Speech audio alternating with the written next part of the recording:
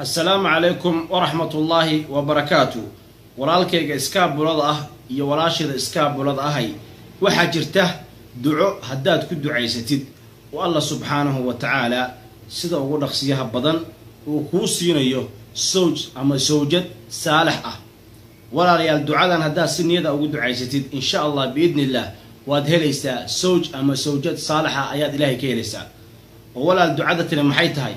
waxaad dhahaysaa intaad gacmaha kor u taagtay ayaad waxaad dhahaysaa Allahumma ayaad dhahaysaa dhageysta ducadatan Allahumma ya kashif al-humum wa ya rajaa al-qasidin.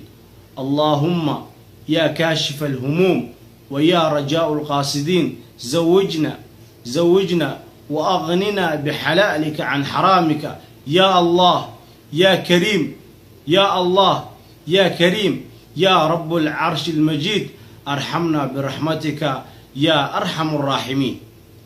آيات الله يسار دعاء سنيدا آيات الله يسار دعاء هدا كل دعاء ستين ولا شيء إسكاب بلاد أهي أما ولا لك إسكاب بلاد أهو إلهي وحنا كجبري سبحانه وتعالى إنه كسيو متكورون أو كراجين أو كجراجة أو كل راحيستا أو كوريح ريحة يعني إلهي كبري سبحانه وتعالى إنه كسيو مركا ولا لك مسلم كأهو فيديو كان وسي شير قراء ولا له إنك لا إسكاب بلاد سوى قفا إيديستان وأنا قول لكن شمشتي المكاو.